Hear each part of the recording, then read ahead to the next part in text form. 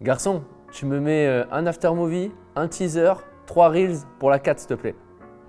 Trop de vidéastes dans cette situation ne savent pas vraiment quoi répondre. Ils ne savent pas comment fixer un tarif, ils ne savent pas quel prix donner. Et dans cette vidéo, on va résoudre ce mystère, on va répondre à cette question et vous allez sortir avec la méthode combien facturer et comment facturer. Je te fais le scénario. Tu es avec un prospect potentiel, voilà, ça sent bon, ça sent la signature. Et là vient la question fatidique qui doit être posée à un moment.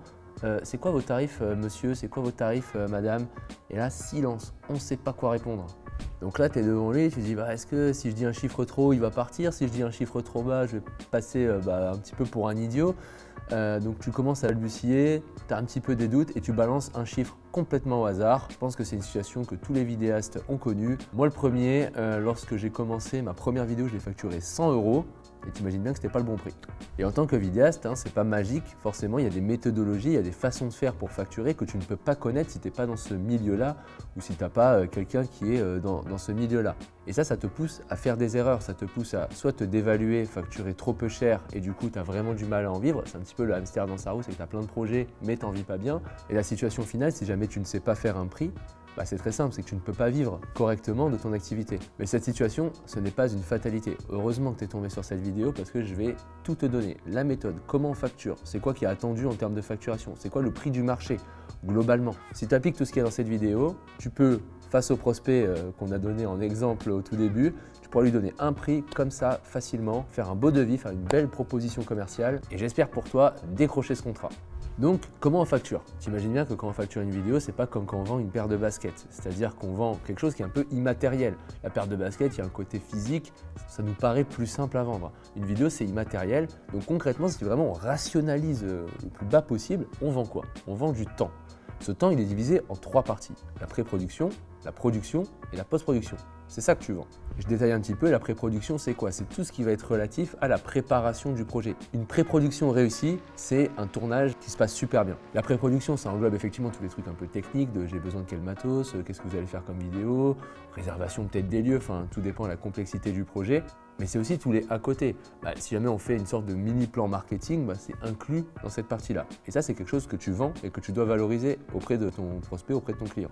La deuxième étape, c'est la production. Là, c'est la partie tournage. Alors, cette vidéo, c'est tout ce qu'on a fait avant avec Lanzo là, qui est derrière la caméra, de mettre cette caméra, de mettre cette light, mettre les 3 lights derrière, mettre celle-là, prendre ce studio, c'est tout ce point-là, cette journée qui va être dédiée à faire les images. Alors, c'est découpé, forcément, là, il y a un plan face caméra, mais on pourrait imaginer des plans de coupe, ça s'appelle des plans B-roll souvent. Il peut y avoir plusieurs journées s'il y a plusieurs lieux.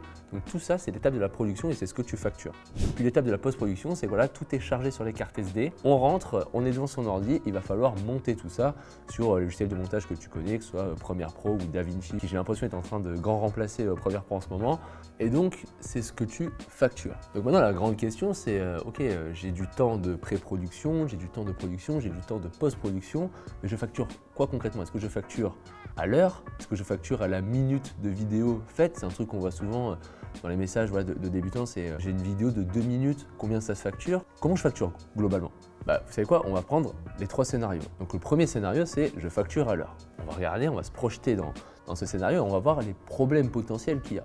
Donc imaginons que vous êtes à 50 € de l'heure. Vous facturez un montage de 3 heures pour l'exemple, donc vous facturez 150 €. Il y a un gros problème à facturer de cette façon, c'est que tu perds de la valeur en fait.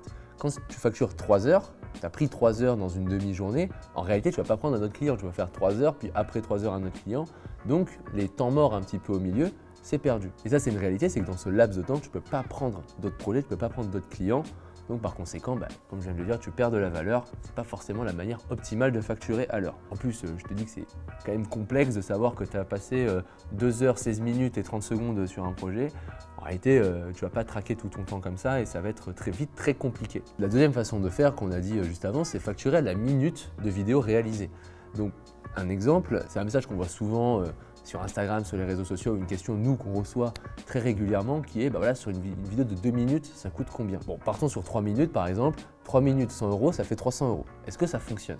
Tu vas vite te rendre compte d'un paradoxe, c'est que la durée de la vidéo n'est pas corrélée à l'effort que te demande la vidéo. Tu peux faire une vidéo de 3 minutes où il faut aller dans 4 pays différents et du coup, le coût de la vidéo est très élevé. Peut-être qu'il y a des animations très complexes à faire, tout ça uniquement dans 3 minutes de vidéo. Inversement, on peut faire cette vidéo-là, typiquement, un plan fixe, elle va durer peut-être 20 minutes, mais en termes d'effort pour toi, en termes de compétences demandées, ce n'est pas très coûteux. Donc, par conséquent, on ne peut pas facturer de cette façon parce qu'il y a trop d'aléas, il y a trop de complexité et c'est pas une bonne façon de facturer. Et encore une fois, tu perds de la valeur, c'est extrêmement complexe pour toi de facturer de cette façon. Finalement, il reste quoi? Il reste qu'une seule façon de faire, c'est facturer à la journée. Je reprends le cas d'avant, pré-production, production, post-production. Imaginons que je fasse une demi-journée de pré-production pour un projet, voilà, le temps de faire le script, le truc, le machin, ça me prend une demi-journée. Production, un jour. On prend le studio, un jour. Donc on est à 1 jour et demi. Post-production, 2 jours, on arrive à 3 jours et demi. Mais en fait, tu remarques que c'est beaucoup plus simple de facturer comme ça, à la journée. C'est-à-dire que si jamais un projet il te prend 2 heures, il te prend une demi-journée. Parce qu'il y a plein de petits temps, de petits machins. Et ce que tu factures, c'est vraiment la disponibilité pour le client. Même si ça te prend 2 heures, toi, tu es disponible la demi-journée pour le client. Et la production, moi j'ai une vision peut-être un peu différente, mais je me dis c'est minimum une journée. Parce qu'en réalité, quand tu as fait tout le matos, machin, pour tourner une journée, le temps de rentrer, dérocher, nana, tu vas pas faire un tournage le matin puis un tournage le soir. Par conséquent, une journée de production, c'est toujours une journée, ça peut pas être une demi-journée. Donc pourquoi c'est la meilleure façon de faire? Et d'ailleurs, la facturation à la journée, c'est la facturation la plus faite dans le monde des agences, dans le monde de la vidéo et d'ailleurs dans plein d'autres mondes dans le freelancing. Pourquoi? Parce que déjà, c'est une méthode super simple, qui s'adapte à la complexité de n'importe quel projet. Et en plus, c'est extrêmement simple à comprendre pour le client.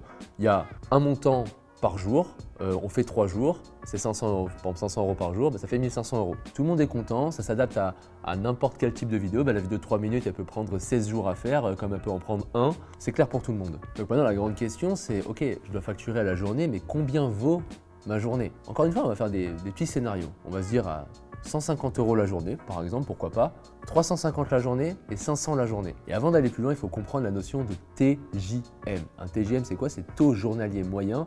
C'est tout simplement le terme que tu vas entendre pour dire mon TJM c'est 150, ça veut dire mon taux journalier est de 150 euros. C'est-à-dire que si jamais tu veux payer ma compétence, tu vas payer ma journée et ma journée c'est 150 euros. Moi je dis ça parce que c'est le terme que vous allez retrouver de partout, comme ça on est au clair là-dessus. Donc on va faire nos petits calculs. Si jamais on est à 150 euros la journée, on va dire qu'on arrive à facturer 10 jours par mois, ce qui est déjà très bien. C'est-à-dire qu'un vidéaste qui facture 10 jours par mois, il tourne plutôt bien.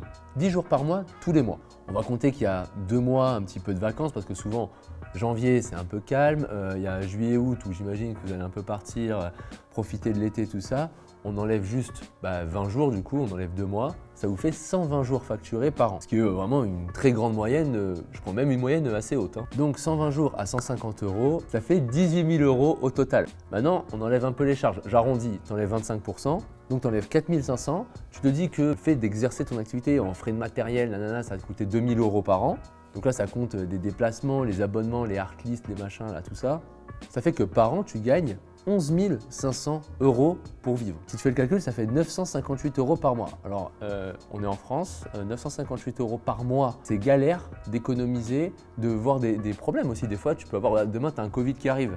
Donc tu remarques qu'à 958 euros par mois, ta vie elle va être compliquée. Bon déjà elle va être compliquée d'un point de vue perso parce que faire les cours, juste vivre en fait, ça va être assez compliqué. Deuxièmement, si on pense à ton activité pro, demain tu as n'importe quel problème, ta caméra elle pète, ton objectif il casse. Mais ce qui arrive, t'es vidéaste professionnel, c'est-à-dire que tu vas sortir ta caméra tout le temps, tu factures quand même 10 jours par mois, c'est-à-dire que tu vas en bombarder des rushs. Tu as n'importe quel problème, ton PC il y a un problème, machin, tu n'as rien pour voir venir les soucis. Donc tu ne peux pas mettre de côté, tu ne peux pas avoir de trésorerie de côté. Qu'est-ce qui se passe? Tu vas juste arrêter ton activité. C'est problématique. Pareil, si on parle de formation, tout ça, quand tu es entrepreneur, tu vas devoir te former. On en parle des fois sur la chaîne, certains trucs marketing ou quoi, des fois tu vas aller plus loin, proposer une meilleure expérience à tes clients. Tu ne peux pas, tu n'as pas d'argent de côté. Donc 150 euros, ça peut paraître cher.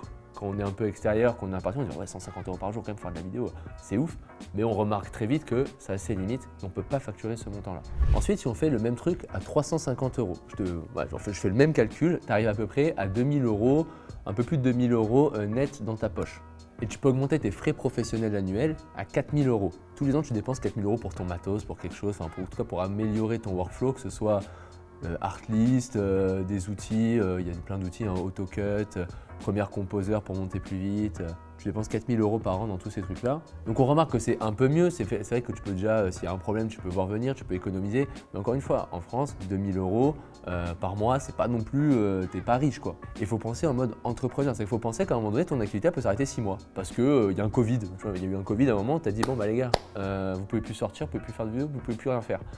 Et un bon entrepreneur, en fait, il a de la trésorerie d'avance. C'est-à-dire qu'il peut vivre 6 mois, ok, il n'y a rien qui rentre, mais je peux tout payer. Donc là, c'est bien, mais c'est pas non plus, voilà, tu es à la limite. Dans les vidéopreneurs, on peut t'autoriser à avoir 350 € de TJM, mais après 3 mois, on va commencer à te demander d'augmenter. Du coup, si on prend 500 € de TJM, bah, vous imaginez bien qu'on arrive à un résultat qui est vachement mieux. 500 € TJM, si on prend la même base de 2 mois de vacances, tout ça, ça fait 60 000 € annuels. En frais professionnels, vous pouvez investir 5 000 € par an. Donc pareil, vous pouvez voir venir 5 000 € par an, c'est genre un A7S3 tous les ans. Et en net, ça va vous faire un peu plus de 3 000 € pour vivre. Alors, je ne vous dis pas qu'il faut dépenser ces 3 000 €, voilà, mais quand même, vous avez un bon salaire, c'est confortable, vous pouvez épargner pour l'avenir, si vous voulez investir, je ne sais pas, accéder à l'immobilier, mais voilà, vous êtes aussi bien loti, disons, qu'un salarié cadre supérieur et vous faites de la vidéo votre passion. S'il y a des périodes creuses, tout ça, il y a de l'argent de côté, c'est bon. Ça vous permet aussi de faire des projets perso peut-être qui sont non rentables. Enfin, nous, dans les vidéopreneurs, il y a pas mal de gens qui font des documentaires, des trucs, bon, auprès de sportifs qui n'ont pas d'argent. Et ils n'ont pas de notion de rentabilité parce qu'ils ont de l'argent. Donc ça veut dire qu'ils peuvent investir ces documentaires, ils peuvent peut-être payer aussi 2-3 trucs pour avoir une vidéo qui est plus dans le projet, plus que la rentabilité. Et 500 € dans l'industrie de la vidéo, c'est le standard en fait. Il y a beaucoup de gens qui sont déjà au-dessus. 500 €, ça se trouve assez facilement de vendre à ce prix-là. Et remarque le levier de croissance. Tu fais le même travail, tu passes le même temps. À 150 €, tu vis à peine, 500, tu vis bien. On parle du même tas, c'est-à-dire que les deux là font les mêmes heures. Et donc pour conclure, aujourd'hui, si jamais tu veux te lancer dans la vidéo, tu dois facturer à la journée déjà, premièrement. Deuxièmement, 500 €, c'est le taux qui est attendu dans l'industrie. Suivant effectivement les clients, tu peux facturer peut-être un peu moins si tu veux prendre une expérience, quelque chose comme ça, que tu vas aller chercher autre chose, c'est possible, hein, c'est pas quelque chose de fixe. Et on a vu que, on va dire que 350 c'est le grand minimum, 500 c'est ce qu'il faut. Puis bien entendu, il y a plein de gens qui facturent au-dessus, hein, il y a du 600, 700, 900. Après forcément, plus tu factures cher, plus il va falloir aller donner de la valeur aux clients. Mais ça, ce sera l'objet d'autres vidéos. Si jamais tu as un vrai enjeu à développer ton activité de vidéaste, je t'invite à regarder en description. Il y a pas mal de choses. Déjà, il y a un générateur de prix avec une formation complète sur les prix qui va beaucoup plus en détail que ça, qui est totalement gratuite et juste en bas. Tu as aussi une formation gratuite de 40 minutes sur plus le côté business en développant 5 piliers, acquisition, conversion, vente, itération, fidélisation, tous ces trucs-là qui sont ultra développés. Je t'invite à regarder ça en description. Moi, je vous dis ciao, je vous dis à la prochaine et bon courage dans vos projets.